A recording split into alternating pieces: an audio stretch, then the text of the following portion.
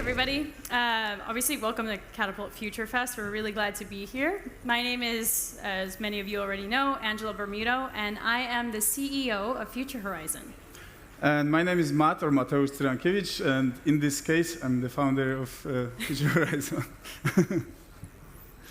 So many of you have actually come up to us and asked, what is this thing? It's the logo/symbol of our community, which is Future Horizon. It's also the gathering series that we have where we bring together people to envision, build, and celebrate a sustainable future. And now we're going to play a video of one of our most recent gatherings, which was actually in Rio de Janeiro, where we came together and brought 120 influential people to talk about some of the pressing issues that we're currently facing with regards to climate change.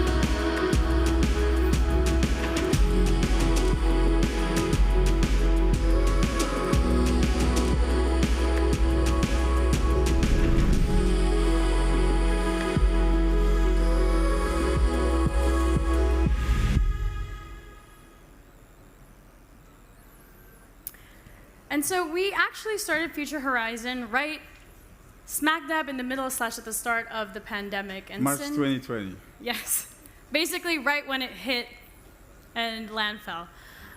Since then, we've had 3 main gatherings, and we've grown the community, but also created impact. We've supported over 15 impact projects and raised over $200 million through those projects. And the way that we really measure impact at Future Horizon is not just with the solutions that we create and the effects of them, but also what is the impact on the individual? How are they aligned with their values, and how do they discover their purpose in order to help them follow the path to contribute to the actions that we need? So I get to deliver the bad news today. Things are not great, as you all know. I think the important thing, we are at all-time highs for pretty much any metric that you can have for global warming right now, and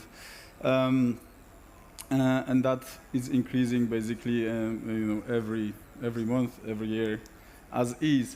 To the point where 3 days ago there was this article in the New York Times where the question is being asked, like, can we actually call a deadly heat event an extreme anymore? Because this is the future that we have actually found ourselves in right now already. Something that we thought would be far away just a couple of years ago even has arrived, and it's getting quite worse every year basically. And that has created a very interesting new thing, which is climate anxiety, being talked about quite a lot. I don't know if you know, but over 95% of young people are worried about their future. And 45% are worried so much that they cannot function properly. That's at least true for like the first world, but it's also disproportionately affecting everyone else.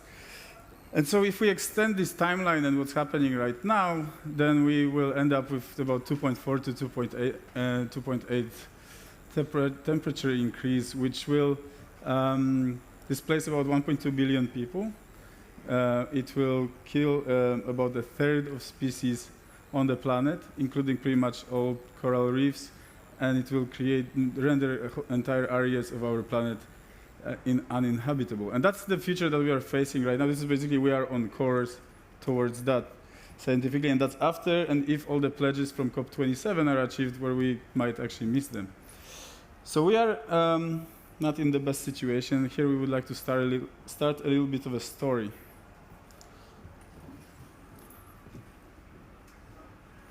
Oh, do we have Audio? sound? Oh. Nope.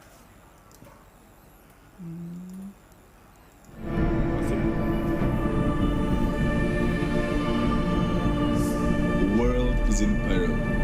Of 8 million species, one has become so powerful it has destabilized the entire planet. It's not because of bad intentions. We simply didn't realize the power of our kind. And now we worry it might be too late. So in order to prevent what's coming, we need rapid change. And I guess many of us are asking, is such rapid change even possible? And we believe everyone needs to do their part. I think most of us here are in tech in one form or another. If we look at the way tech gets adopted, it's not only rapid, but it's becoming more rapid with time. As you can see, those lines are pretty much vertical right now. And so if we pair this rate of adoption with climate, we believe that there is a chance to actually make it happen and prevent the worst. And so, one example of that is the recent wave of Web3, where we can see, very rapid adoption. It's actually on par with the adoption of internet globally. So it's kind of like the same progression. There are bear markets and bull markets and so on, but it keeps progressing roughly the same way when you look at developers and market size, amount of projects, and so on. I think it's important to understand, many of you know it, but also we were asked today some questions that make me think that we should probably explain a bit what Web3 is. So Web3 is a group of technologies that previously would be known as crypto or blockchain-based technologies that includes NFTs and various forms of structuring people and assets. But it's not just technology, and the important thing about it is that it's more of a cultural wave in our perception. It's something that's much wider than the set of technologies that enable that wave. And in essence, it's a set of new models for organizing people together, building and funding projects. And when we talk to people in our community, and I think pretty much anyone can agree that the biggest question that we have is, okay, but what can we actually do about climate, right? And I had very interesting conversations here so far, and the conversation is sort of the conversation we would have regularly, which is, well, the government needs to solve energy and then we're good. Well, the thing is that the government is not really moving on it as fast as it would, and if we are 8 billion people in the world almost, and so we should probably think about doing something about it ourselves. And so, but, we don't know what. And that's the reality. Most people just don't know what can we do. We know we should. 95% of Gen Z are having anxiety, but we don't know what to do. And so what if we paired climate action and the Web3 cultural shift that's happening right now to answer this question for everyone? Answer it for millions of people that could act on it within this decade, which is the most important decade. It's going to make it happen or not. So coming back to our story. The world is in peril. Of 8 million species, one has become so powerful it has destabilized the entire planet. It's not because of bad intentions. We simply didn't realize the power of our kind. And now we worry it might be too late. Luckily, it's not too late. The ancient force of nature saw it coming. It gave us Web3 and distributed powerful animal spirits across the world. Representatives of other species have come forward. The vanguards, unstoppable when bound with a human hodler. They harness power of their community to become stronger together. As their numbers increase, so does their power. They rise up to take on the ultimate future quest, to help save our future. Are you one of us?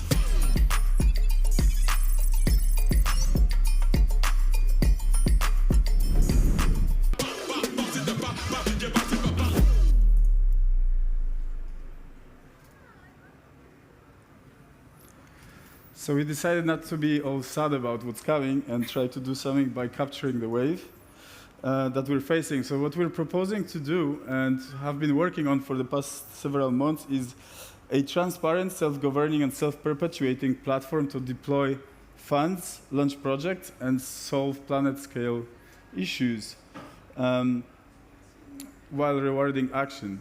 And those issues can be big and small. So in essence, this is the first climate-saving Web3 ecosystem. Some of you might be familiar with play to earn, which is, how many of you would be familiar with play to earn and what that is? Not so many. Okay. So there is a new trend in gaming that combines games and blockchain, where you get rewarded for playing the game, spending time there. It's something using a bunch of those technologies that we would call Web3. Billions of people are engaging in those games now. It became a source of income for many people in Southeast Asia and Africa. It's quite an interesting thing. Even now, despite the turbulence of the market, we can see, as of last month, 2,000% growth in users within those platforms. So just imagine that all of us knew what we can do about climate to some degree, could find out that fairly easily, and then got rewarded for performing that action. And we extended that to a wider population around the world. And so this is kind of what we're proposing. We're proposing a platform where there are quests. Like this is an example of an actual thing in our deal flow. And there are master quests, such as a startup or a nonprofit, an organization, something bigger, and then quests within those, tasks that could help make those a success. So in essence, that forms a sort of decentralized accelerator that's backed by a global community, and all of that is made happen through an evergreen self-perpetuating impact fund that we're building now. And so when we talk about Web3, it really is the backbone that we need to support this unique impact vehicle and do it at scale. And so one of the first things that we need to do that is to develop a true community. So a meritocracy that can support this. We are taking in, as we call it, an IRL community and scaling it out to include more people on the digital side in order to really get more people involved, but also scaling deep in order to ensure that we're actually engaging those who are already within the community. And so we devised a theory of change that we think can actually help to support this. And it's made up of 3 pillars. The first pillar is the technology and innovation that we need to create the tools to support these climate solutions. The second is the social change. So new economies, redesigning communities, basically creating the infrastructure that we need to have the foundation for perhaps the most difficult, but also the most important piece, which is behavior change. And lastly, and so when we talk about an evergreen, self-perpetuating treasury, what does that mean, Matt? Without going into specifics, and we're happy to share more information, but just high level, what we've been researching for the past few months is a system where we are working with a bunch of partners, which are primarily foundations and grant-making institutions, with whom we've been working with to date, as well, also high net worth individuals, from whom we have already raised quite substantial amounts of money for other initiatives we supported in the past. And essentially, non-profit funds go into a treasury. The treasury is actually several treasuries that are in one system, but let's call it one. And then from that point, they are then distributed into the quest rewards, which are the rewards for the bounties, into non-profits as grants, and then as investments to both traditional startups, so equity, tokenized equity back into the treasury, and then tokens, so Web3 projects, for example, in ReFi, which would be the regeneration finance trend emerging. And so because we do not necessarily need to return most of the funds because they come from non-profit source, we are able to make an upside and scale the treasury, and through that we back our token, and so the token value increases.